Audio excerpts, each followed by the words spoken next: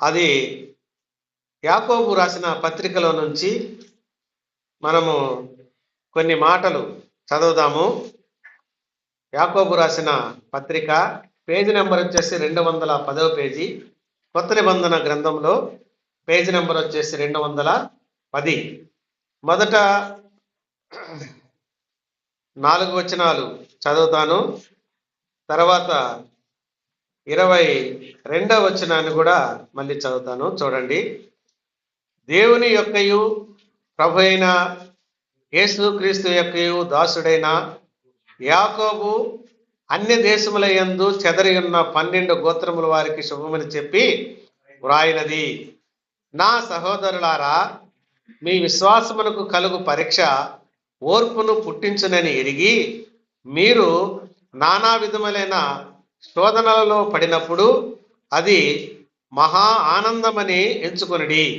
మీరు సంపూర్ణులను అనునాంగులను ఏ విషయములోనైనను కొదువలేని వారునై ఉండునట్లు ఓర్పు తన క్రియను కొనసాగింపనీయుడి. 22వ వచనం కూడా చదువుతాను. చూడండి. 1వ అధ్యాయం 22వ వచనం. మీరు వినుమారు మాత్రమై ఉండి మిమ్మును మీరు మోసపుచ్చుకొనకుండా వాక్య ప్రకారము ప్రవర్తించువారునై ఉండి. ప్రభునందు ప్రేమించబడిన దేవుని బిడ్డలారా, ఈ వాక్యాన్ని దేవుడే మన కొరకై పంచిపెట్టినాగున ఒక మాట ప్రార్థన చేద్దాం. ప్రేమ స్వరూపుడైన మా తండ్రి, అత్యంత కృపగలిగిన దేవా, మహోన్నతుడైన నాయన, మహిమగల రాజా, మా స్థితి కారణభూతుడైన మా తండ్రి, నీ పరిశుద్ధమైన నామనకై స్తోత్రాలు నాయన. ఈ సమయంలో తండ్రి, నేను కొద్ది నిమిషాలు మీ వాక్యము మేమందరము విననయ్యుంటుండగా ప్రభువా, మీరే మా అందరితో మాట్లాడండి. మా గమనాగమనములు అటు ఇటు వెళ్లకుండా తండ్రి, నీ వైపు కేంద్రీకరించి నీ మాటలను నువ్వు శ్రద్ధగా విని మా హృదయంలో భద్రం చేసుకునేటువంటి కృప మాకు అనుగ్రహించమని, ఈ సమయాన్ని మీరే మా ప్రభువా మా అందరికీ నాయన కొద్ది మాటలు వివరించి నీవు మా తండ్రి మహిమ పొందమని మా ప్రాణప్రియుడు, మా రక్షకుడు, మా ప్రభు అయిన యేసుక్రీస్తు ఘనమైన నామమున స్తుతులు చెల్లించి ప్రార్థిస్తున్నాము తండ్రి. ఆమేన్. ప్రభునందు ప్రేమించబడిన ప్రియమైన దేవుని బిడ్డలారా, యాకోబు రాసిన పత్రికలో ప్రాముఖ్యంగా తెలియబడుతున్నటువంటి సత్యం ఏంటంటే, మనము విశ్వసించినటువంటి మనము, ప్రభువుని అంగీకరించినటువంటి మనము, ఆ విశ్వాసాన్ని కొనసాగించడానికి, ఆ విశ్వాసములో ఉన్నామని మనము రుజువుపరచడానికి అనుదిన జీవితంలో మనం ఏం చేయాలంటే, క్రియారూపకంగా, అంటే మనము చేసే పనుల ద్వారా ఆ విశ్వాసాన్ని మనము మన సంఘములో కావచ్చు, కుటుంబంలో కావచ్చు, వ్యక్తిగతంగా కావచ్చు, మనల్ని చూస్తున్నటువంటి వారు, మనల్ని అనుసరిస్తున్నటువంటి వారు, మనతో సహవాసం చేస్తున్నటువంటి వారు, నీలో ఉన్న విశ్వాసము అది పరిపూర్ణముగా కొనసాగుతున్నది అనేది ఎలా తెలుసుకుంటారంటే, ప్రభువునందు మనం విశ్వాసం ఉంచి నిరీక్షించినాము, అది మంచిదే. కానీ అది బయటికి తెలియాలంటే అది క్రియారూపకంగా, అంటే నువ్వు చేసే పనులు బట్టి అవి మనకి ఏం కావాలంటే, పక్కన వాళ్ళకి అర్థం కావాలా. ఈయన చాలా విశ్వాసంలో ఉన్నాడు, ప్రభువుని యందు ఈయన నమ్మిక ఉంచి ఉన్నాడు అని మనము ఒకరిని ఎప్పుడు నిర్ధారించుకుంటామంటే, ఆయన అనుదిన జీవితంలో చేసే నడవడిక ద్వారా, ఆయన ప్రవర్తించే విధానాన్ని బట్టి, ఆయనలో ఉన్న యథార్థతను బట్టి ఆ విశ్వాసం కొనసాగుతున్నది, ఈయనలో విశ్వాసం ఉన్నది అని మనము రుజువుపరచుకోగలం.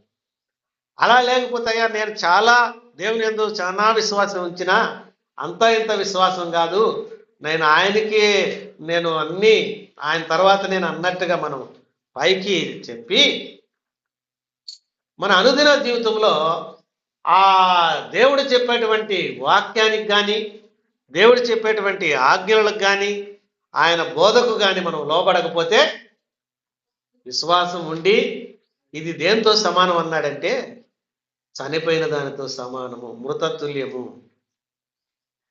అర్థమైందండి. అందుకని యాకోబు అనేన యేసు ప్రభు దాసుడు అని రాయబడింది. యాకోబు అనేవాళ్ళు మన నూతన నిబంధనలో ఒక 4-5 కనిపిస్తారు మనకి.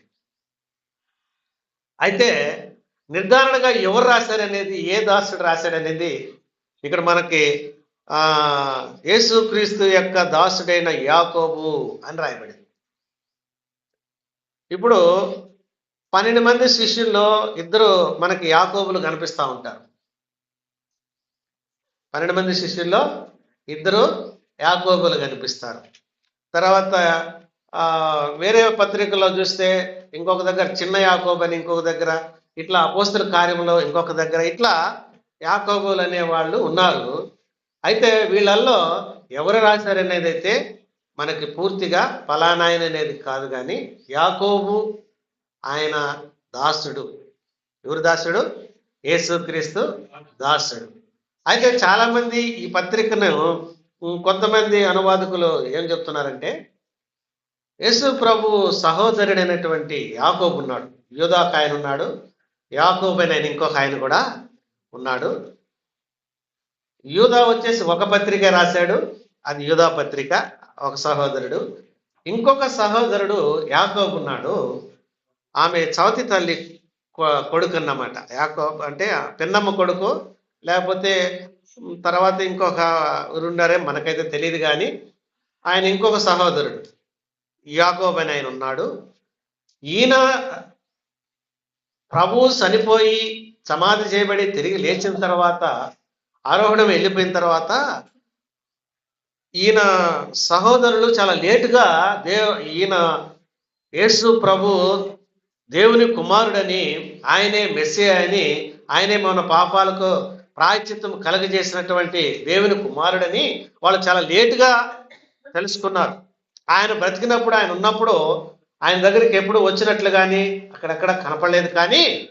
కానీ చనిపోయి తిరిగి లేచిన తర్వాత, ప్రభు ఆరోహణం వెళ్ళిన తర్వాత ఆయన శిష్యులు ఆయన యందు నమ్మిక ఉంచారు. దానికి నిర్ధారణ ఏదంటే, యూదా పత్రికలో వాళ్ళంతా ఆయన దాసుడుగా ఆయన్ని రాసినారన్నమాట పత్రికలు. కాబట్టి ఇక్కడ ఈయన కూడా ఏం చెప్తున్నాడంటే, యేసుక్రీస్తు యొక్కయు దాసుడనైన యాకోబు అని అంటున్నాడు. కాబట్టి కొంతమంది ఏమంటున్నారంటే, యేసు ప్రభు సహోదరుడైన యాకోబు రాసి ఉండొచ్చు అనేది కూడా కొంతవరకు.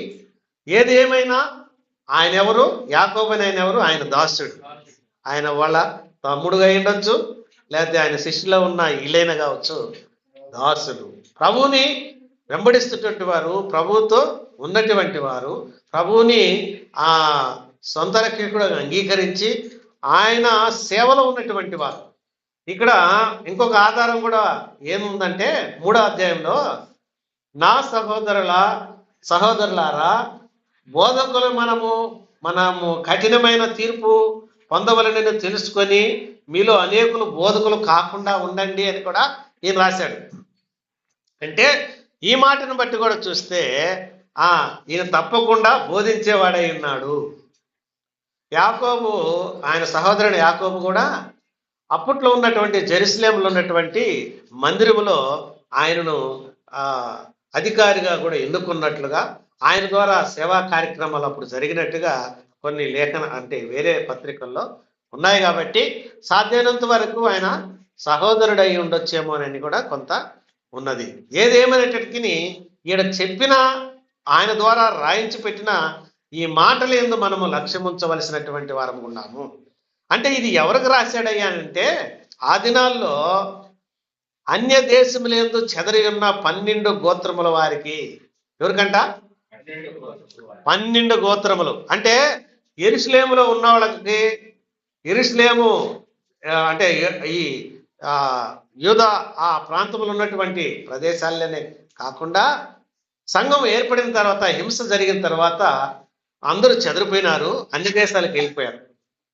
మొన్న ఈ వారంలో ఒక పత్రికలో ఒక ప్రకటన వచ్చింది. ఇజ్రాయెల్ దేశంలో ఉన్నటువంటి యూదులు ఇంకా మన దేశంలో ఉన్నారంట. కొన్ని తెగలు, కొన్ని వేల మంది ఉన్నారంట, కొన్ని ఈ నార్త్ ఇండియాలో. వీళ్ళందరూ కూడా త్వరలోనే వాళ్ళ దేశానికి ఇక్కడ నుంచి పంపించేదానికి ప్రయత్నాలు జరుగుతున్నాయి. అంటే అన్య దేశములో చెదరి ఉన్న, అంటే ఆ జెరూసలేం ప్రాంతంలో అక్కడ ఆ యెరూషలేం చుట్టూ అక్కడ వాళ్ళు కాదు. ఈ పత్రిక రాసేటప్పటికి దరిదాపుగా అప్పటికే యేసు ప్రభు చనిపోయి సమాధి చేయబడి తిరిగి లేచి ఒక 40-50 సంవత్సరాల కాలం జరిగింది. ఆ దినాల్లో ఈ పత్రికలన్నీ కూడా వ్రాయబడ్డాయి. 16వ శతాబ్దం నుంచి ఈ కొన్ని పత్రికలు రాసి పెడతా వచ్చారు. అక్కడి నుంచి బైబిల్ ముద్రణ అంతా జరిగేటప్పటికి కొంతకాలం అయింది కాబట్టి అప్పటికే చెదిరిపోయి ఆయా దేశాల్లో అప్పటికే స్థిరపడిపోయి ఉన్నారు. అంటే దరిదాపు అప్పటికి 40, 50, 60 సంవత్సరాలు కాలం గడుస్తూ ఉండింది. కాబట్టి ఈ పత్రిక రాసేటప్పటికి అన్య దేశముల యందు చెదరి ఉన్న 12 గోత్రముల వారికి శుభమని చెప్పి రాయినది. కాబట్టి వాళ్ళకైనా ఆ యూదా గోత్రంలో ఉన్నటువంటి 12 గోత్రాలే వాళ్ళైనా ఈ మాటలు వినాల్సింది, మనకు అవసరం లేదా అని మనం ఇప్పుడు ఆలోచన చేస్తే, ఏ వాక్యమైనా గ్రంథస్థము చేయబడిందంటే రానున్న కాలములో వారికి ఇది చాలా అవసరము. కాబట్టి ఇది మనకి అని కూడా మనం ఏం చేయాలి? ఇప్పుడు దీని యందు నమ్మిక ఉంచాలి. కాబట్టి వింటున్న మనము ఈ మాటలని మన జీవితాలకి అన్వయించుకోవాలి. వాటి ప్రకారము మనము నడుచుకోవలసిన వారముగా ఉండాము. ఇంకొక మాట ఏమంటున్నాడంటే, కింద చూడండి 2వ వచనం ఏమంటున్నాడంటే, నా సహోదరులారా ఏమంట, మీలో ఉన్నటువంటి విశ్వాసానికి ఈ టెస్ట్, ఈ పరీక్ష మనలో ఉన్నటువంటి ఆ విశ్వాసానికి ఓర్పు పుట్టించాలా. అంటే మనలో సహనము ఉన్నదా లేదా? సపోజు యేసు ప్రభు నమ్ముకున్న వాళ్ళు యేసు ప్రభు లాగానే ఉంటారు, ఆయన గుణ లక్షణాలు వారిలో కూడా ఉంటాయని చాలా మంది బయట ఏమంటుంటారంటే, యేసు ప్రభు ఒక చెంప మీద కొడితే ఇంకొక చెంప చూపిమన్నాడు అని నిన్ను ఒక చెంప మీద కొట్టినాడంటే నువ్వు గమ్ముకుంటున్నావా? ఉండట్లేదు. అర్థమవుతుందా? కానీ ఆయన 33.5 సంవత్సర కాలం లోకంలో ఉంటే ఆయన నడుచుకున్న విధానంలో కొన్నిటైనా మనము పాటిస్తున్నామంటే అది కూడా లేదు. ప్రభు చెప్పాడు, నీ శత్రువుని ప్రేమించాలయ్యా అని అన్నాడు. ఏం చేస్తున్నాం మనం? మన అసలు నీకు శత్రువు కాదు, ఏదో ఒక మాట నిన్ను అనడోవడం, ఒక మాట అంటే నీ తల్లిదండ్రులు, నీ ఇరుగు పొరుగువాడు ఏదో ఒక మాట అతిగా నిన్ను మాట్లాడినా, ఒక మాట అధికంగా నిన్ను ఒరే అనో లేకపోతే ఏమ్మేనో లేకపోతే ఇంకోటనో ఏదో ఒకటి అనిందని మనం ఏం చేస్తామమ్మా? వాళ్ళతో కట్ ఆఫ్ చేసుకుంటాం. సంఘానికి వస్తున్నటువంటి సహోదరుడా, సహోదరి, సంఘములో నీ ప్రవర్తన సరళి, నీ అనుదిన జీవితంలో సంఘములో నువ్వు కొనసాగుతున్నటువంటి నీ వ్యక్తిగత జీవితంలో నీ సాక్ష్యాన్ని నువ్వు కాపాడుకునే దానవుగా వాడవుగా నువ్వు ఉన్నావా లేదా? ఎంతమందితో నువ్వు వందనాలు చెప్తున్నావు? ఎంతమందితో నువ్వు వాళ్ళ యొక్క యోగక్షేమ సమాచారాలు తెలుసుకోగలుగుతున్నావు? అందరి ఎడల నీవు ఒకే ప్రేమను కలిగి నువ్వు ప్రవర్తిస్తున్నావా లేదా? మనల్ని పరిశీలన చేసుకోవాలి. నీ పక్కన కూర్చున్న సిస్టర్తో కూడా నువ్వు ఏం చెప్పలేవు, వందనాలు చెప్పలేని పరిస్థితుల్లో మనము ఉన్నాం. అయ్యా, నేను ఒకటి చెప్తున్నా, ప్రభువుని అంగీకరించినటువంటి మనము, వాళ్ళు నీకు వందనాలు చెప్తారా చెప్పరా నువ్వు పక్కన పెట్టేయి, నీవు మాత్రం ఏం చేయాలమ్మా? అది నీ ధర్మం కాదు, బాధ్యత. ఎందుకంటే ప్రభు ఆ రీతిగా ఆయన మాదిరికరమైన జీవితాన్ని చూపించాడు. ఇస్కరియోతు యూదా వచ్చాడమ్మా ఒక రాత్రి. మొన్న అన్న ధ్యానం చేస్తున్నప్పుడు కూడా మనం విన్నామా, ఇస్కరియోతు యూదా ఆ రాత్రి వచ్చేసి ఆ ఆ చిలకలో ముంచుకున్నవాడే నన్ను అప్పగించేవాడని చెప్పినప్పుడు ఆ రొట్టె ముంచుకొని వెళ్ళిపోతున్న ఆ వ్యక్తి వెళ్ళిపోయాడు. మళ్ళీ తిరిగి ఎప్పుడు వచ్చాడు ఆయన? పట్టించడానికి వచ్చినాడు. ఆ రోజు ఏమంటున్నాడు? ఆయన వచ్చి ముద్దు పెట్టుకుంటుంటే మనమైతే చంపబడిచి కొట్టుండేవాళ్ళం లేదా? బుద్ధి ఉందా నా దగ్గరకు వచ్చాను అంటావా లేదా? అంటాం, అవసరమైతే లేచి కొట్టుంటాం. కానీ ఆయన ఏమంటున్నాడు? చెలికాడా. ఏమంటున్నాడమ్మా? చెలికాడా, స్నేహితుడా. ఈ ప్రేమ, ఈ మాదిరికరమైన జీవితము మన జీవితంలో లేకపోతే అమ్మా అయ్యా, యేసు ప్రభువును వెంబడిస్తున్నామని చెప్పుకొని ఆయన నామానికి మనము ఏం తెచ్చేవాళ్ళంగా ఉంటాం? దూషణ పాలు. నా నామము దూషింపబడుకున్నట్లు మన ప్రవర్తన సరళి, మన విధానాన్ని మనం ఏం చేసుకోవాలా? క్రమము చేసుకోవాల్సి. ఒకరోజుతో రాదమ్మా ఇది. ఒకప్పుడు తర్వాత మీలో ఉన్నటువంటి కోపము అది ప్రభు నమ్ముకున్నాము ఇంక పోయిందనటం అది అవివేకమైన పని. ఎందుకంటే ఈ శరీరం ఉన్నంత సేపు కోపం వస్తూనే ఉంటుంది. అది మన భార్యగా నువ్వు ఉంటే నీ భర్త మీద రావచ్చు, నీ బిడ్డల మీద రావచ్చు, ఇరుగు పొరుగు వారి మీద రావచ్చు, భర్తగా ఉంటే భార్య మీద నీకు రావచ్చు. కానీ కోపపడు కానీ ఏం చేయకూడదంట? పాపము చేయకుడి.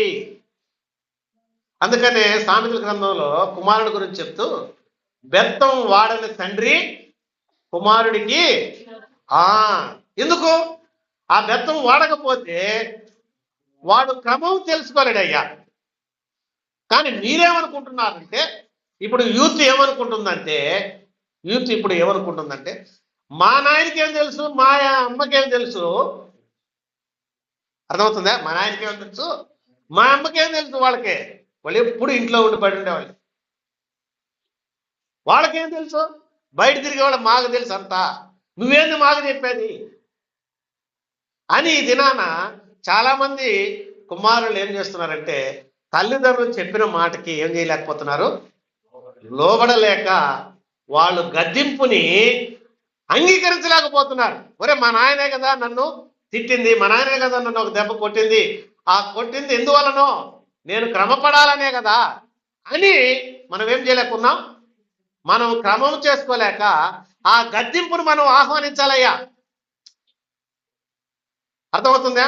ఆయన చేసేటువంటి ఆ యొక్క పరీక్షలో మనం ఓర్పుతో ఏం చేయాలా? కొనసాగించే వారముగా ఉండాలి. మరి ఎందుకు మా నాన్న ఈ మాట నన్ను అన్నాడు, ఎందుకు నన్ను కొట్టాడు అని మనం ఆలోచించాలా. ఆయనకే మళ్ళీ తిరిగి సరే నాన్న, సరే డాడీ, సరేనమ్మా, నువ్వు చెప్పినట్టే నేను నడుచుకుంటాను. దాంట్లో ఎంత దేవుని ప్రేమ అంది. అందుకనే నా సహోదరులారా, మీ విశ్వాసమునకు కలుగు పరీక్ష ఓర్పును పుట్టించునని ఎరిగి మీరు నానా విధములైన శోధనలో పడినప్పుడు అది మహా ఆనందమని ఎంచుకొనిడి. అర్థమవుతుందయ్యా? ఎక్కడో రావు మీకు శోధనలు, మన ఇంట్లోనే వస్తాయి.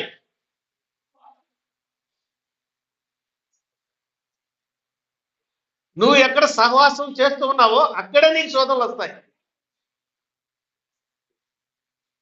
బయట వాళ్ళ నుంచి రావు నీకు.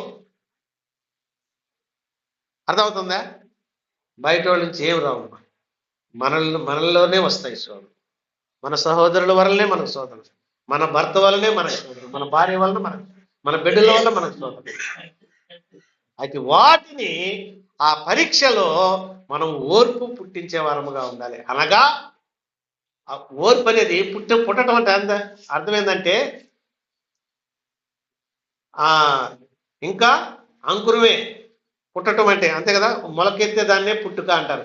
బాగా పెరిగిపోయిన తర్వాత అది పుట్టిందిరా అంటారు, అంతే కదా. ఎప్పుడు అంటే అది తారాస్థాయికి చేరకుండా అర్థమవుతుందమ్మా ఇక్కడ ఈ భావం. ఓర్పును పుట్టించునని ఎరిగి, ఏది ఆ పరీక్ష, మనకు వస్తున్నటువంటి ఆ యొక్క శోధన కావచ్చు, దేవుని ద్వారా వచ్చే శ్రమ కావచ్చు,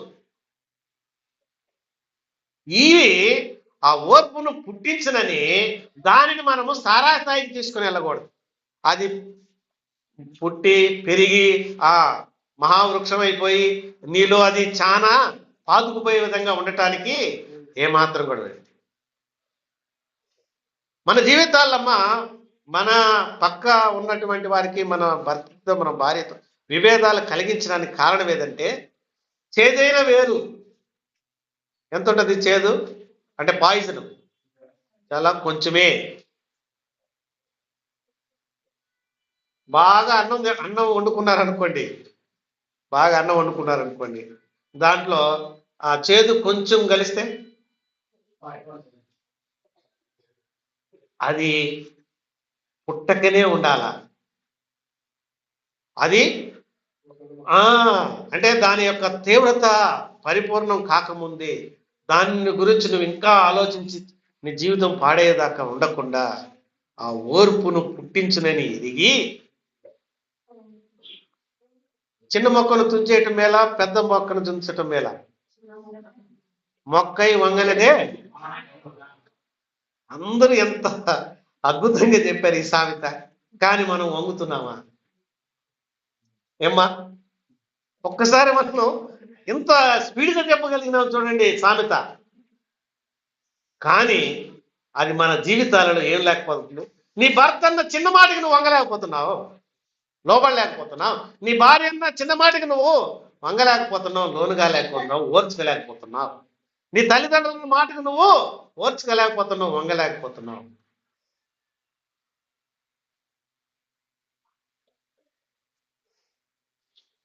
అది ఇక్కడ రాస్తున్నాడు అన్నమాట. అన్య దేశంలో చెదరైనటువంటి 12 గోత్రములు ఉన్నటువంటి ఆ ఇశ్రాయేలు ప్రజలకు, నేటి మన విశ్వాసులందరికీ, పరిశుద్ధులందరికీ ఈ పత్రిక వ్రాసినట్లు, నా సహోదరులారా, మీ విశ్వాసమునకు కలుగు పరీక్ష ఓర్పును పుట్టించునని ఎరిగి, మీరు నానా విధములైన శోధనలో పడినప్పుడు అది మహా ఆనందమని ఎంచుకునిడి. అమ్మా, శోధన నీకు వస్తూ ఉందంటే, పరీక్ష నీకు వచ్చిందంటే నువ్వు నేను యాక్యురేట్లోకి వస్తున్నానని అర్థం. ఏమని అర్థం? నేను ప్రభు యొక్క పరిపూర్ణతలోనికి, ఆ క్రీస్తుకు కలిగినటువంటి ఆ సంపూర్ణత నా జీవితంలో ఏర్పడుతున్నదని అర్థం. ఒక పరీక్షకు నువ్వు నెగ్గుతున్నావని అంటే, ఆ పరీక్షలో నువ్వు కానీ ఫలితము మంచిదని వచ్చిందంటే, రిజల్ట్ గుడ్ అని వచ్చిందంటే, నీవు క్రీస్తుకు కలిగినటువంటి ఆ సంపూర్ణతలోనికి నువ్వు వస్తున్నావని గ్రహించి అది మహా ఆనందంగా మనం భావించాలి. దాన్ని బట్టి మనం ఏం చేస్తున్నాం? ఇప్పుడు ఏదైనా ఒక శోధన, ఒక పరీక్ష, ఒక మనకి ఏదైనా నింద, ఒక అవమానం, ఇలాంటిది ఏదైనా మన జీవితాల్లోకి వచ్చినప్పుడు మనం ఏం చేస్తున్నామంటే, దానిని మనం ఆహ్వానించలేకపోతున్నాం, దానిని మనం జీర్ణించుకోలేకపోతున్నాం, దానికి లోబడలేక ఈ పరీక్షలో మనము నెగ్గేటట్టు వరమే మహా ఆనందమని ఎంచుకొనిడి. అవును, నాలో ఉన్నటువంటి ప్రభువుకి ఏదైనా ఇది దేవునికి ఇష్టమైన కార్యము కాదేమో, అందుకే నాకు ఈ పరీక్ష వచ్చింది, కాబట్టి నేను దాన్ని అంగీకరించాలి, దానికి నేను లోబడాలి, దాన్ని సరిచేసుకోవాలి, తీసిపారేయాలి. అప్పుడు సంఘంలో ఉన్నటువంటి ప్రతి ఒక్కరూ ఈ రీతిగా ఒక్కొక్కరు ఆ పరిపూర్ణతలకు వస్తే, ఇప్పుడు సంఘం ఏమైనట్లయ్యా? క్రీస్తు కలిగినటువంటి ఆ సంపూర్ణత ఆ సంఘంలో ఇప్పుడు ఏమాడుతున్నట్లు చూడండి. మన సంఘంలో అన్ని కలిపి 100 విషయాల్లో మనము పొరపాట్లు చేస్తున్నాం అనుకుందాం. 100లో సపోజ్ మనం అందరం 100 మందో 50 మందో 50 మంది అనుకుందాం, మనం చిన్న మంద కాబట్టి. ఒక్కొక్కరికి ఎన్ని వచ్చినట్లు? 100, 2 వచ్చినట్లు. సపోజు నీవు నీ జీవిత కాలంలో నువ్వు సంఘంలో 1 సంవత్సరం కూడా వద్దు, నీ జీవిత కాలం అంతట్లో, నువ్వు సంఘానికి వస్తున్న అంతట్లో నీలో ఉన్నటువంటి ఆ రెండింటిని కానీ నువ్వు ఆ పరీక్షలు నెగ్గితే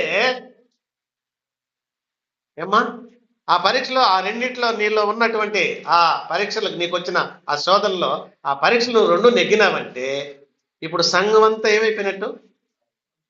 పరిపూర్ణతకు వచ్చినట్లేదా? సార్వత్రిక సంఘం ఎప్పుడు ఎత్తబడుతుందయ్యా అంటే, ప్రభు రాకడ ఎప్పుడు వస్తాదయ్యా అంటే, తన రాకడను ఆయన ఎందుకు ఆలస్యం చేస్తున్నాడంటే, నీవు క్రీస్తుకు కలిగినటువంటి ఆ సంపూర్ణత మనలో ఏర్పడే దాకా తన రాకడను ఆయన ఆలస్యం చేస్తున్నాడు. గుర్తుపెట్టుకోండి. సంఘం అంతా సంపూర్ణతలోకి వచ్చేస్తే ఇక్కడ సంఘం ఇంకా ఉండాల్సిన అవసరం ఉందమ్మా? అర్థమవుతుంది ఇప్పుడు ఎందుకు ప్రభు తన 2వ రాకడను రాకుండా తన రాకడను ఆలస్యం చేస్తూ ఆయన మన నిమిత్తమై ఆయన ఇంకా దేవుని కుడిపార్శ్వన కూర్చొని ఎందుకు ఆయన విజ్ఞాపన చేస్తున్నాడంటే, ఆ సంఘం ఏం కాలేదు, ఇంకా ఆయనకు కలిగినటువంటి ఆ సంపూర్ణత నీకొచ్చే పరీక్షలో నువ్వు నెగ్గి ఆ శోధన నువ్వు జయించి ఆ శోధన నువ్వు ఆహ్వానించి అది మహా ఆనందంతో నువ్వు ఎంచుకొని నీ జీవితంలో ఉన్నటువంటి ఆ చెడును, ఆ యొక్క నీకున్నటువంటి ఆ అవిధేయతను, ఆ బలహీనతను నువ్వు తీసివేసుకొని నువ్వు సంపూర్ణతలోకి వస్తే సంఘం అంతా ఏమైపోయినట్టు? సంపూర్ణతలోకి వస్తున్నదని. ఇలా మనము మార్పు చెందకుండా, మనలో సంపూర్ణత రాకుండా, దేవుని ద్వారా వచ్చినటువంటి మనకు కలిగినటువంటి ఆ యొక్క పరీక్షలో నువ్వు ఓర్చుకోకుండా ఆ పరీక్షలను నెగ్గకపోతే ఆ ప్రభు రాకడ ఆలస్యము అవుతుందమ్మా. అందుకనే 3వ వచనం కింద భాగంలో ఏమంటున్నాడంటే 4లోకి వచ్చేటప్పటికి, మీరు సంపూర్ణులను అనునాంగులను ఏ విషయములోనైనను కొదిలేని వారునై ఉండునట్లు ఓర్పు తన క్రియను కొనసాగింపనీయుడి. అమ్మా, ఈ పరీక్ష, ఈ టెస్ట్ మీరు చదువుకున్న వాళ్ళంతా ఫస్ట్ ల్యాబ్లోకి వెళ్ళిన తర్వాత మీరు ఒక టెస్ట్ చేస్తారు. నీరు తయారు H+O2 అని, ఈ రెండింటి కలిపితే ఏమొస్తుందని? H2O. ఏమన్నా కలుపుతారు లేదా? మీరు ఇస్తారు ల్యాబ్, ఇంటర్మీడియట్కి వెళ్తే ఫస్ట్లో ఇదే అందరికి యాసిడ్, అది H2 అది ఇస్తారు. వాటిని 2 కలిపినప్పుడు అది నీరు ఆడ ఏర్పడాల. మీకు ఇచ్చినటువంటి ఆ టెస్ట్ దాంట్లో బేకర్లో మీకు కనపడితే, సార్ నాది వచ్చేసి సార్, వచ్చి రైట్ అమ్మా, రైట్ అని ఆయన చేస్తాడు. ఈ పరీక్షలో మనము నెగ్గేవారమై ఉండాలా? అయితే నెగ్గాలంటే మనలో ఏముండాలా? ఓర్పు తన క్రియను కొనసాగనింపనీయుడి. అంటే ఆ శోధన నీ జీవితంలో ప్రారంభమైందమ్మా అంటే అది పని ప్రారంభమైంది, క్రియ. ఈ క్రియను మనం ఏం చేయాలా? ఈ పని అది సంపూర్ణ అంటే ఆ శోధన అయిపోయేంత వరకు నువ్వు ఓర్చుకొని ఉండాలా. అందుకని పేతురు ఏమంటాడంటే, అమ్మా మనకు వస్తున్నటువంటి శ్రమలో ఏం కాదంట, ఇవి ఎన్నదగినవి కాదు. ఈ వచ్చే శ్రమలన్నీ కూడా మనల్ని ఏం చేసేదానికంటే, నీవు అమూల్యమైన వాడవగా, అమూల్యమైన దానవుగా, శ్రేష్టమైన వాడవగా ఉండటానికే ఈ కొంచెం కాలం నీకు ఈ శ్రమ వస్తుంది, దీన్ని నువ్వు మనం ఓర్చుకోవాలా అని అంటున్నాడు. అర్థమవుతుందమ్మా? అది ఓర్చుకోకపోతే అందుకని ఆడ 2 వస్తువులు కూడా చూపించాడు. ఏమి చూపించాడు అక్కడ? వెండి బంగారాల్ని చూపించాడు. బంగారము అది శ్రేష్టమైనదో కాదో వేయాలంటే అది అగ్నిలో పరీక్షింపబడాలయ్యా. ఆ పరీక్షకి అది నెగ్గితేనే అది మంచి సువర్ణము. అది 22 క్యారెక్టర్ 24 ఏదో క్యారెక్టర్ ఉన్నాయి కదా, లేడీస్ బాగా తెలిసాయి. కాబట్టి ఆ క్యారెక్టర్ని దానికి ఆయన ఏం చేస్తాడప్పుడు ముద్ర వేస్తాడు. కాబట్టి సంఘానికి వస్తున్నటువంటి సహోదరుడా, సహోదరి, నీ విశ్వాసాన్ని నువ్వేం చేసుకోవాలి? ఇప్పుడు కాపాడుకోవాలి. ఆ పరీక్షలో నెగ్గితే నువ్వు వెల్ అండ్ గుడ్. ఆ పరీక్షలను నెగ్గకపోతే నీలో ఆ ప్రారంభమైన ఆ యొక్క పుట్టుక, ఆ ఓర్పు అనేదాన్ని దాన్ని కానీ కొనసాగింపనీయకపోతే ఈ క్రియ పూర్తి కాదు.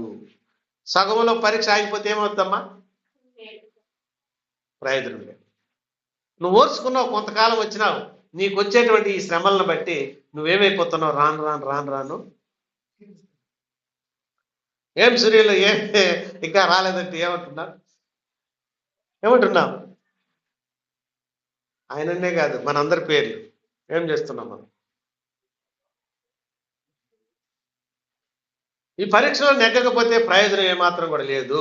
వాక్యం ఎంత మనము కుండ బద్దలు కొట్టినట్టు నేర్చుకున్నా, వాక్యం అంతా నువ్వు మైండ్లో పెట్టుకున్నా, నీలో ఉన్న విశ్వాసం అది క్రియారూపకము దాల్చకపోతే, ఆ పరీక్షలో నువ్వు నెగ్గకపోతే అది ప్రయోజనం ఎంత?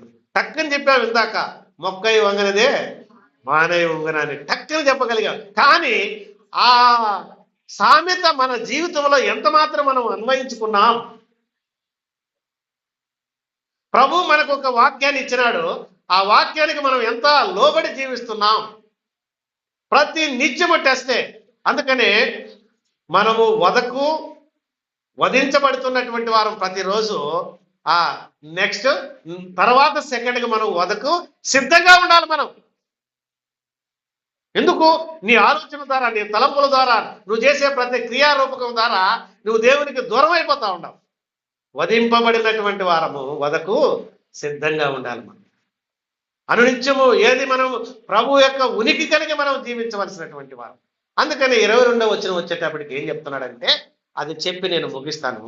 22వ వచనాన్ని కొంత విపులీకరించి నేను ఇది ముగిస్తాను. ఏమంటున్నాడంటే,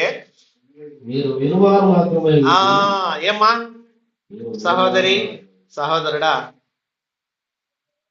మీరు వినుమాత్రము వారయుండి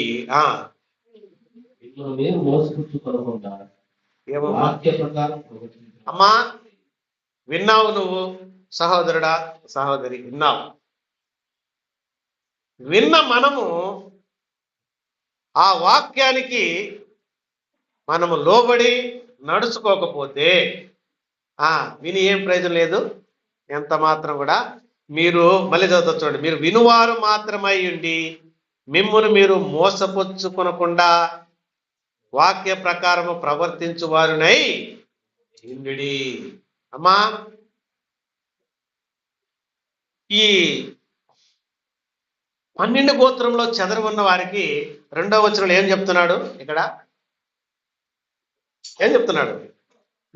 మీ విశ్వాసానికి ఒక పరీక్ష ఉందయ్యా. అర్థమవుతుందమ్మా? ఈరోజు ఇదే సబ్జెక్ట్, ఇంకేం లేదు.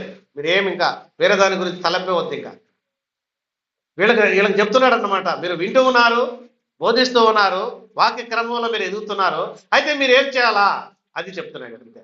ఏమంటున్నాడు? నా సహోదరులారా, మీ విశ్వాసమునకు కలుగు పరీక్ష ఓర్పును పుట్టించునని ఎరిగి నానా విధమైన శోధనలో పడినప్పుడు అది మహా ఆనందమని ఎంచుకుని. కాబట్టి అమ్మా, ఇక్కడ 22వ వచనం చదువుతాం ఇప్పుడు. మీరు వినువారు మాత్రమై ఉండి మిమ్మల్ని మీరు మోసపుచ్చుకోకుండా. ఎవరమ్మ మిమ్మల్ని మోసం చేస్తున్నది? మీరేమంటున్నారు? వాళ్ళ ద్వారా మోసపోయాను, వీళ్ళ ద్వారా మోసపోయాను అంటున్నావు లేదా? కానీ నువ్వేమి గ్రహించలేకున్నావు? మనల్ని మనమే అర్థం చేసుకోవాలి. ఇంకా మనం అర్థమవుతుందమ్మా? అసలు మనలో ఏమేమి లోపాలు ఉన్నాయో, అసలు మనం ఎక్కడ లోపం కలిగి మనం జీవిస్తున్నాం మన అనుదినము. ఉదయం నుంచి సాయంత్రం దాకా మనం చేస్తున్నటువంటి పనుల్లో ఏది దేవునికి ఇష్టము కానిటువంటి కార్యాలు మన జీవితంలో మళ్ళీ మళ్ళీ మళ్ళీ మళ్ళీ పునరావృతమవుతున్నాయో వాటిని మనం గుర్తించాలి. ఫస్ట్ డాక్టర్ ముందు మనకి డాక్టర్ దగ్గరికి వెళ్ళినప్పుడు డాక్టర్ ఏం చేస్తాడంటే, నీకు వచ్చినటువంటి వ్యాధి మూలాన్ని తెలుసుకుంటాడమ్మా. అంతే కదా నాయనా? ఆ మూలము తెలుసుకోకుండా ఆ వ్యాధి ఎందుకొరకు వచ్చింది నీకు అనేది తెలియకపోతే ఆ డాక్టర్ ఏం చేయలేడమ్మా? ట్రీట్మెంట్, సరైన ట్రీట్మెంట్ ఇవ్వలేడు. నొప్పి ఏ జబ్బు వచ్చినా నొప్పే వస్తుంది. అంతే కదా నాయన? ఏ జబ్బు వచ్చినా, కడుపులో నీకు తిన్న ఆహారము జీర్ణం అవ్వకపోయినా నొప్పే వస్తుంది. కిడ్నీలు బాగా పనిచేయకపోయినా నొప్పే వస్తుంది. ఆ గుండె సరిగా పనిచేయకపోయినా మన జీవితంలో నొప్పి లేదే లేదు. అర్థమైందా? ఏ అవయము అది దాని యొక్క విధి నిర్వహణలు అది సక్రమంగా నిర్వహించకపోతే మనకు నొప్పే కనిపించింది. కాబట్టి నొప్పిని పోయిన తర్వాత డాక్టర్ దగ్గరికి అది ఏ నొప్పి నువ్వు చెప్పాలమ్మా. ఏనైనా కన్ను నొప్పా, కాలు నొప్పా, కడుపు నొప్పా, ఏది నొప్పి? నొప్పి అంటే ఇప్పుడు నొప్పి నొప్పి నొప్పి అని చాలా మంది నొప్పి మాత్రలు మింగి తన దేహంలో ఉన్నటువంటి అమ్మా మీకు తెలిసే ఉంటది, కిడ్నీలన్నీ ఏం చేస్తున్నారు? అసలుగా నొప్పికి మూలం ఏందో మనం తెలుసుకొని ఆ మూలాన్ని కానీ మనం తీసివేసుకుంటే, ఆ చేదు ఏదైనా ఉందంటే ఆ చేదును మన నుంచి తీసివేసుకుంటే మనము పరిపూర్ణముగా. కాకపోతే వినువారై మట్టుకు మీరు వింటూ ఉంది, దాని ప్రకారం మనం ప్రవర్తించకపోతే వృధా. అర్థమైందమ్మా? ఏమంటున్నాడు చూడండి, మీరు వినువారు మాత్రమై ఉండి మిమ్మల్ని మీరు మోసపుచ్చుకొనకుండా వాక్య ప్రకారము ప్రవర్తించువారునై ఉండి. ఏమి వింటున్నాం? ఏమి బోధ చేస్తున్నారు? మన పాపాలకు ప్రాయశ్చిత్తం కలిగజేసినటువంటి ప్రభువును మనము విశ్వసించినామమ్మా, అంగీకరించినాము, ఆయనకు లోబడి జీవిస్తున్నాము, ఆయన మనల్ని రక్షించినాడు, ఆ పరలోక పట్టణానికి మనల్ని వారసులుగా చేసినాడని మనం విన్నాము. మనం ఏం చేయాలంటే ఆయన ఏం చెప్తున్నాడంటే, ఆయన మీరు సర్వలోకమునకు వెళ్ళి ఏం చెప్పమంటున్నాడయ్యా? సర్వ సృష్టికి సువార్త ప్రకటించండి, నమ్మి బాప్తిసం పొందినవాడు రక్షింపబడతాడు. ఏముందయ్యా నీ మీద బాధ్యత? ఇప్పుడు మనం అందరం ఒక ప్రశ్న ఏందంటే, సువార్త మనం ఎవరికి చెప్పాలా? ఫస్ట్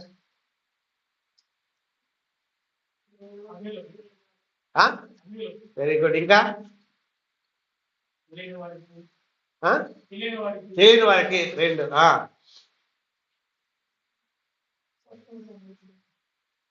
అయితే నేను గ్రహించింది ఏంటంటే, ఒక కుటుంబ యజమానుడిగా నువ్వు ఉండి సువార్తను అంగీకరిస్తే నువ్వేం చేయాలా? జైలు అధికారి ఏం చేశాడమ్మా? మధ్యరాత్రి వేళ వాళ్ళు పాటలు పాడుచుండగా ఖైదీలు అందరూ కూర్చొని పాటలు వింటా ఉన్నారు. జాగ్రత్తగా వాన పడుతుంది కాబట్టి ఒక 5 నిమిషాలు అట్లా సువార్తలో ప్రకటన చేస్తారు. ఏమ్మా ఇప్పుడు ఏం చేస్తున్నారంటే, పౌలు శీలను బంధించి బొండ వేసి బిగించి వాళ్ళ సరసాల్లో వేశారు, దోసేశారు. వాళ్ళ గాయములతో ఉండారు, వాళ్ళ యొక్క దేహం అంతా రక్తంతో నిండి ఉంది. కానీ వాళ్ళు ఏం చేస్తున్నారంటే, అక్కడ వాళ్ళకు కూడా ఇది ఒక పరీక్ష కదమ్మా. ఏమయ్యా, అది పరీక్ష కదా. వాళ్ళు దాన్ని బట్టి, ఆ గాయాలను బట్టి వాళ్ళు బాధపడట్లేదండి. వాళ్ళకి ఏంది, ఈడకొచ్చాము, ఇక్కడ చాలా మంది ఉన్నారు, ఇక్కడికి దేవుడు పంపించడానికి ఇదొక మా యొక్క దేహాలకి వచ్చిన ఈ శ్రమ ద్వారా కొంతమంది అన్నా రక్షింపబడతారేమో అని వాళ్ళు ఆశపడి ప్రభు మీద ఆధారపడి ఇప్పుడు వాళ్ళు ఏం చేస్తున్నారంటే, మధ్యరాత్రి వేళ, ఎప్పుడన్నా మధ్యరాత్రి వేళ కీర్తన పాడిన వాళ్ళు ఉన్న చేయలేదండి.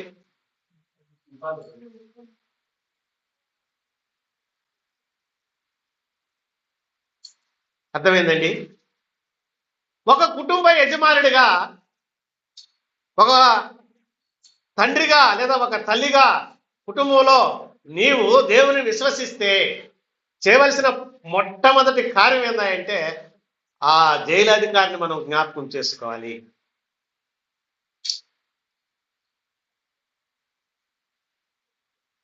ఏమంటున్నాడంటే జైలు అధికారి, అయ్యలారా, రక్షణ పొందటానికి నేనేం చేయాలయ్యా ఫస్ట్? అది అంటే మూలం ఏంటి? ఏమ్మా, ఈ వ్యాధి రావడానికి అసలు మూల కారణం ఏంటి? ఎక్కడ ఈ వ్యాధి ప్రారంభమైంది? అయ్యా, రక్షణ పొందాలంటే నేను ఏమి చెయ్యాలి? ఈ ప్రశ్న వల్ల రావాలా? వాక్యం వింటున్న నీవు, వాక్య క్రమంలో ఎదుగుతున్నటువంటి నీవు, ఈ రక్షణలో కొనసాగడానికి నేనేం చేయాలా? అసలు నా పాత్ర ఏంది? ఇక్కడి నుంచి ప్రభు నేనే విశ్వసించాను, అంగీకరించాను, నా హృదయంలో ఆయన చేర్చుకున్నాను, నా హృదయంలో ఆయనకి స్థానాన్ని ఇచ్చినాను, ఆయన నా హృదయంలో ఆయన ఏలుబడి ప్రకారము, ఆయన ఏలికలో, ఆయన ప్రభుత్వంలో మనం ఉంటున్నాము. కాబట్టి ఇప్పుడు ప్రతిదీ కూడా ఆయన చెప్పినట్లే నడుచుకునే వారంగా మనం ఉండాలి. అయితే జైలు అధికారికి తెలియదు కాబట్టి జైలు అధికారి ఏమంటున్నాడంటే, ఇలారా, రక్షణ పొందటానికి నేనేం చేయాలయ్యా అని అంటున్నాడు. అప్పుడు పౌలు శీలను ఏమన్నారు? ఈ రోజుల్లో భిన్నమైన బోధలు, అబద్ధ బోధ, కపటమైన బోధ, దుర్బోధ చాలా ప్రబలిపోతున్నాయి. వాక్యాన్ని ఉన్నది ఉన్నట్లుగా బోధ చేసే బోధకులు ఈ దినాన లేరు. భ్రమపరిచే బోధకులు ఉన్నారమ్మా, అబద్ధ బోధకులు ఉన్నారు, మోసపూరితమైన బోధ, స్వలాభం కోసం బోధ. పౌలకు మాట చెప్పలా, శీలకు మాట చెప్పలా. వీళ్ళిద్దరు ఏమంటున్నారు?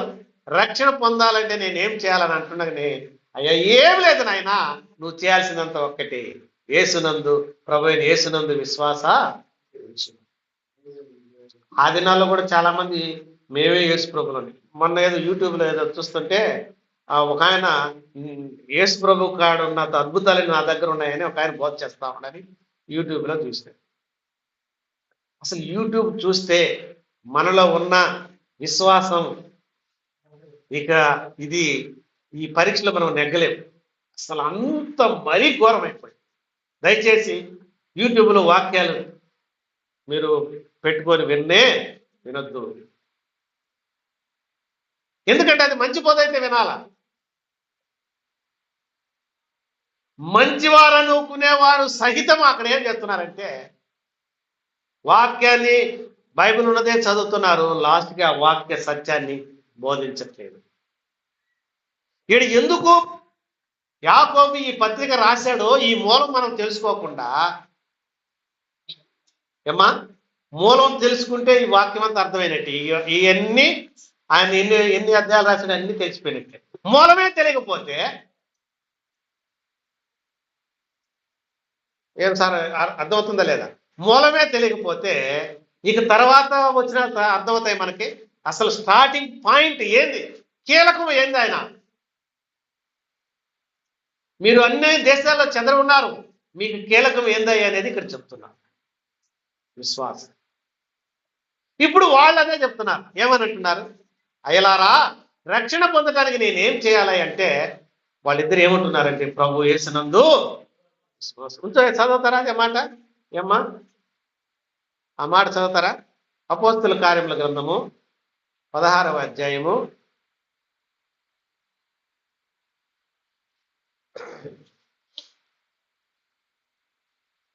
'చూసారా?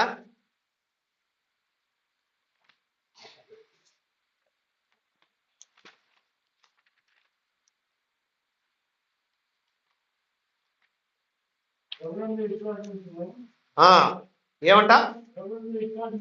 కరెక్ట్ ముందు నుంచి చదివినా అంత. అయ్యలారా,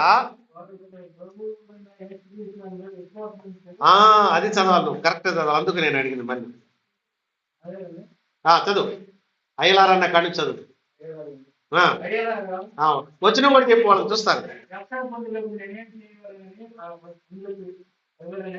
31 వచ్చింది చదువునా. అందుకు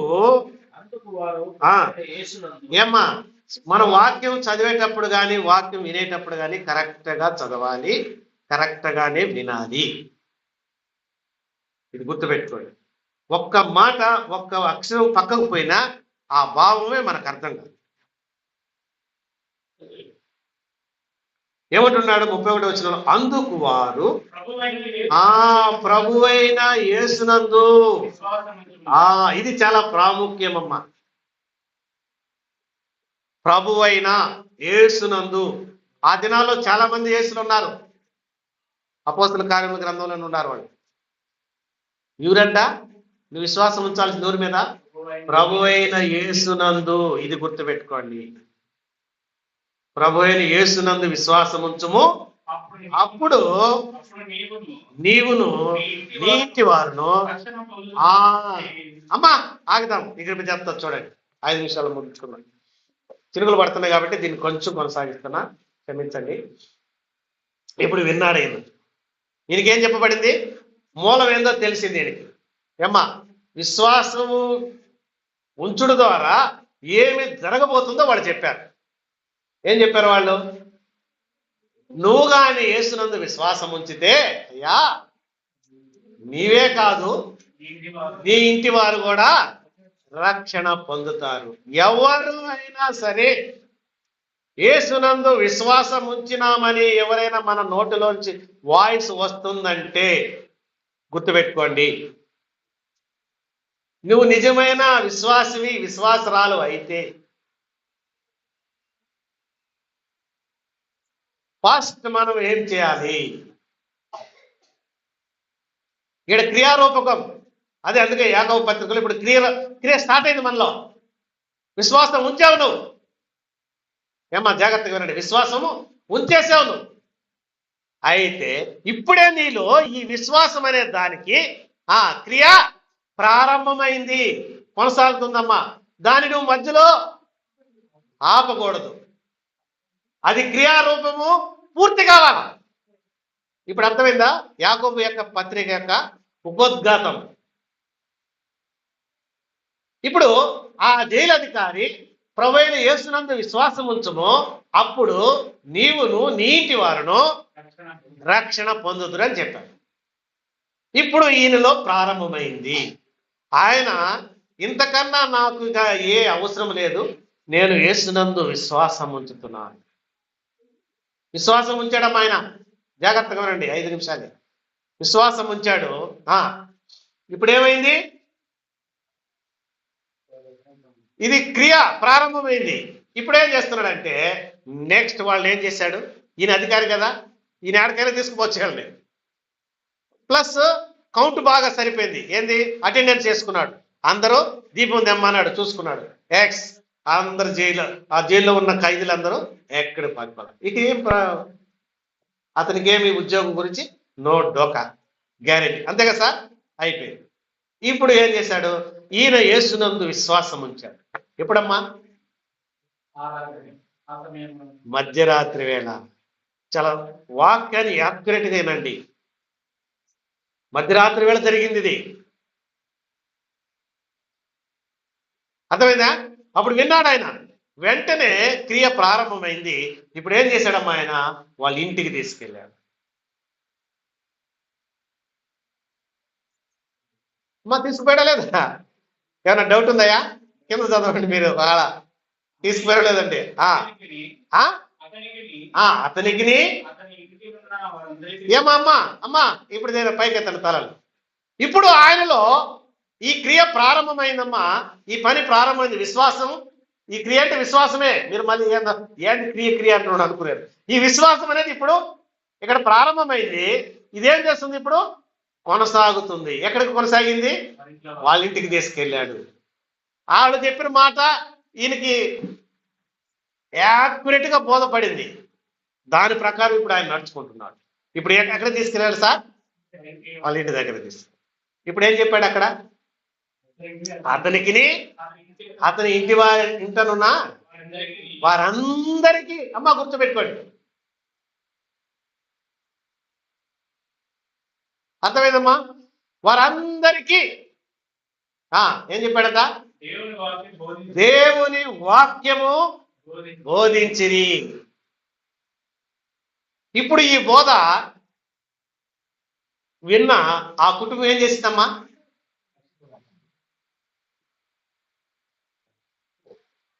ఒక విశ్వాసి ప్రభువును విశ్వసించిన తర్వాత తన యొక్క విశ్వాసము, ఆ క్రియ, ఆ పరీక్ష, ఆ విశ్వాసం నీలో కొనసాగుతుంది అంటే ఇప్పుడు నువ్వు ఏం చేయాలి అంటే వెంటనే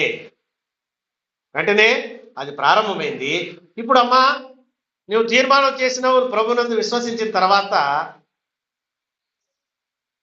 వాళ్ళు లేట్ చేయకుండా వాళ్ళు క్రియారూపం కొనసాగించి ఇప్పుడు ఏం చేస్తారంట? ఏమమ్మా రైట్. వాళ్ళు ఏం చేస్తారంటే ఆ రాత్రి ఆ గడియలోనే ఏం చేస్తారంటే వాళ్ళ గాయాలు కడిగారు. తర్వాత ఏం చేస్తారు? బాప్టిస్మము పొందిరి. అయ్యా విశ్వసించిన నీవు ఇక నేను ఇంకొక వారం తర్వాత లేదా 2 వారాల తర్వాత, ఒక నెల తర్వాత, ఒక సంవత్సరం తర్వాతనో బాప్టిజం తీసుకుంటానంటే ఇదేంది? ఈ విశ్వాసము పూర్తిగా నీ జీవితంలో ఏం కాలేదు, నిర్ధారణ. నువ్వు ఇంకా డైనమాలో ఉన్నావు లెక్క. అందుకనే నపుంసకుడు అంటున్నాడు, జాగ్రత్తగా వినండి. నపుంసకుడు ఏమంటున్నాడంటే ఫిలిప్పు పోయి ఆయనకు బోధ చేసినప్పుడు, అయ్యా ఫిలిప్తో అంటున్నాడు, అయ్యా నేను ఇప్పుడు ప్రభు యేసునందు నేను విశ్వాసం ఉంచినాను, అయితే నాకు ఇంకా ఇదే చెప్పుంటాడు కదా ఆయన కూడా, అక్కడ కూడా అదే కదా చెప్పుంటాడు, ఇదే మాట ఆయన కూడా చెప్పాడు, విశ్వాసం ఉంచాలని. అయితే నువ్వు విశ్వసిస్తే ఇక నీకు అభ్యంతరం లేదు, నువ్వు ఇంకా టైం చేయాల్సిన అవసరం లేదు, నువ్వు బాప్టిజం తీసుకోవచ్చు. అయితే ఆయన ఏమంటున్నాడు నపుంసకుడు, ఇగో నీళ్ళు డ్రైవర్కి చెప్తున్నాడు, రథము ఆఫ్ చేయి, సార్ దిగుదాం. వెంటనే నువ్వు ఇంకా కాలయాపన చేస్తున్నావు అంటే దీని అర్థం ఏంటి? విశ్వాసములో మనము ఇంకా కొనసాగుతున్నాను కాదు, అంటే ఆ స్థిరత్వం అది మనలో పూర్తిగా విశ్వాసము ఉంచలేదు. ఇక దానికి కాలయాపన చేయకూడదమ్మా. వెంటనే చదవండా ఆ మాట ముగించుకుందాం. వెంటనే 34 కదా. బాప్టిజం పొందిరి మరియు అతడు వారిని ఇంటికి తోడుకొని వచ్చి భోజనం పెట్టి దేవుని యందు విశ్వాసం ఉంచిన వాడే తన ఇంటి వారందరితో కూడా ఆనందించెను. అయ్యా చూడండి, మనము ఇక్కడ ఒక సత్యం తెలుసుకోవాలా. విశ్వాస కుటుంబాలు, ఆ మాట చెప్పి నేను ముగిస్తాను. భోజనం ఎప్పుడు పెట్టారు వాళ్ళకి? మీరు చాలా జాగ్రత్తగా వినండి. వాక్యం అయిపోవాలా. అసలు మన కాన్సెప్ట్ ఏంటి? దైవజనులు ఎందుకు మన ఇంటికి వచ్చారు, వాళ్ళని ఎందుకు మనం ఆహ్వానిస్తున్నాం, ఈ కాన్సెప్ట్ అయిపోవాలి ముందు. అర్థమవుతుందా? మనం ఏం చేస్తున్నాం అంటే ఇప్పుడు వార కూడికలైనా ఏదో స్పెషల్ కూడికలైనా మీటింగ్లైనా అన్నీ అయినా ఏం చేస్తున్నాం అంటే వాక్యానికి సమయాన్ని ఇవ్వకుండా, వాక్యానికి ఇవ్వవలసిన సమయాన్ని అంతటిని కూడా మనం వేరే కార్యకలాపాలు వాటితో ఏం చేస్తున్నాం? ఆ స్పెషల్ అని, ఈ స్పెషల్ అని, అది ఉండాలని, ఇది ఉండాలని, అక్కడ నువ్వు కూడా వచ్చావు, ఇంకొకరు దీన్ని రుచోడు, ఇంకేదైనా చేద్దామని వీళ్ళు, మేము వండింది స్థాయిలని వీళ్ళు ఎంత అయిపోతున్నారు చూడండి. అర్థమవుతుంది సార్? ఏది నీడు, ఏది అవసరత?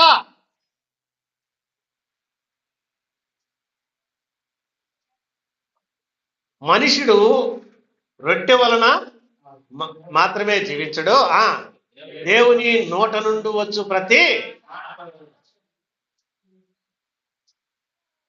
అర్థమైందయ్యా? కానీ మనం ఏం చేస్తున్నాం? రొట్టె, దీంట్లోకి స్పెషల్ కూర, అంతే కదా. దీంట్లోకి ఏంది స్పెషల్? సరే జొన్న రొట్టె చేసావా, అలా చపాతీ చేసావా, ఇంకోటి చేసావా, పుల్కా చేసావా, ఓకే. దీంట్లోకి స్పెషల్ ఏంది? దీనికోసమే. ఆడ వాకింగ్ వచ్చేటప్పటికి అప్పుడేమంటారు అందరు, బలవాడు 9:30 అయిపోయింది, ఎప్పుడు తింటారు చూడండి. ఇందాక టైం తెలీదా? ఏమంటారా? 9:30 అయిపోతుంది, ఏడాది వచ్చినాడు, నేను బోధ చేస్తా ఉన్నాడు, ఈయనకి ఏ పని, ఈయనకి మైకి పట్టిస్తే చాలు అని బోధకులు మనం ఏమంటున్నాం అంటున్నాం లేదా? మళ్ళీ ఆయన ముగిసేయాలి తొందరగా. అబ్బా త్వరగా కానీ ముస్తే ఈ పాస్టర్ చాలా మంచాడా, కరెక్ట్ పేరు ముగించేస్తాడు. అంటే ప్రారంభించి ఎప్పుడు చెప్పరు.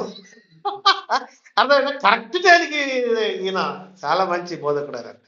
ప్రియమైన సహోదరు, మన కాన్సెప్ట్ ఏంది, మన ఉద్దేశం ఏంది, అది మనం కలిగి చూడండి. ఆ జైలు అధికారి ఎంత యాక్యురేట్ గా పనిచేసినాడు. ఎక్కడైనా ఏమ్మా ఆయన విశ్వాసం ఉంచినాడు అనటానికి వాళ్ళు చెప్పిన వాక్యానికి సరిపోయిందా లేదా సార్? యాక్యురేట్ గా సరిపోయింది. అయ్యమ్మా వేస్తున్నందు విశ్వాసం ఉంచిన నీవు నేను మనం ఏం చేయాలా? మన కుటుంబానికి ఫస్ట్ నీ వంతు కాదు, నువ్వు కాదు సువార్తలు చెప్పాల్సింది, నువ్వు వాళ్ళని ఆహ్వానించాలా. నీకు దేవుని కొరకు ప్రత్యేకించబడినటువంటి రెవరెన్స్ అంటే అర్థమైంది, దేవుని కోసం ప్రత్యేకంగా ఏర్పాటు చేసుకున్నవాడు. ఆయన సేవకులు ఉన్నారు, వాళ్ళు ఏది చెప్పాలో వాళ్ళకి తెలుసు. నీకెందుకు ఆ బాధ్యత?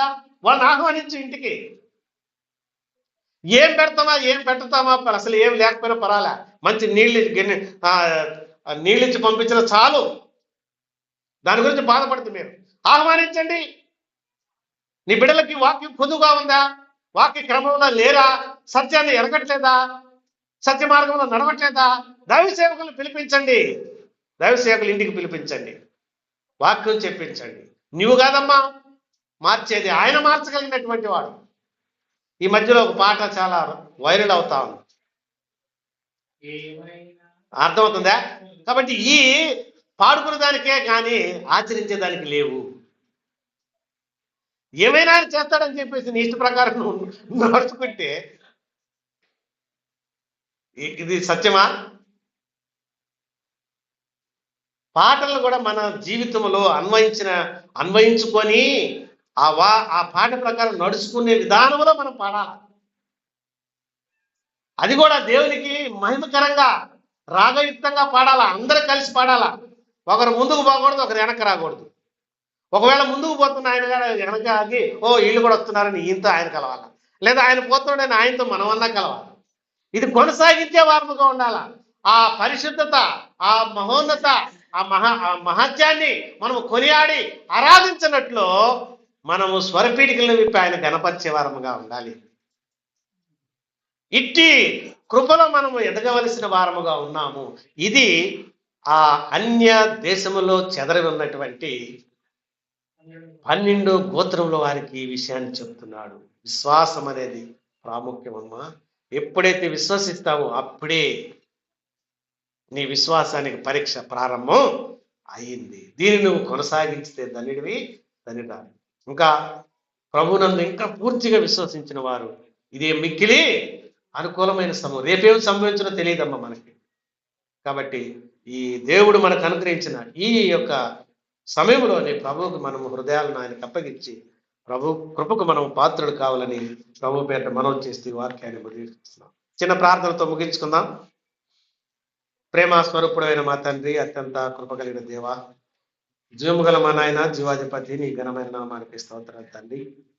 నాయన యాకోబు పత్రికలో నుంచి ఈ దినము నీవు మాతో మాట్లాడిన నీ సత్యవాక్కుల కొరకే స్తోత్రాలు చెల్లిస్తున్నాము తండ్రి. నిన్న మేము ఆ వాక్య క్రమం ప్రకారం మా జీవితాలను మలుచుకొని ప్రభా నీకు ఇష్టముగా జీవించి ఈ విశ్వాస యాత్రలో నమ్మకంగా మేము కొనసాగి జీవించగలిగే వాక్యం మాకు అనుగ్రహించమని, వచ్చిన ప్రతి బిడ్డని దీవించండి తండ్రి. విన్న వాక్యాన్ని హృదయంలో భద్రం చేసుకొని వాక్య క్రమంలో పాలించి వర్ధలగలిగినట్లు మీరు కృప చూపమని, ఈ సమయంలో తండ్రి అనారోగ్యం ఉన్న బిడ్డలను కూడా మీరు ముట్టి స్వస్థపరచండి.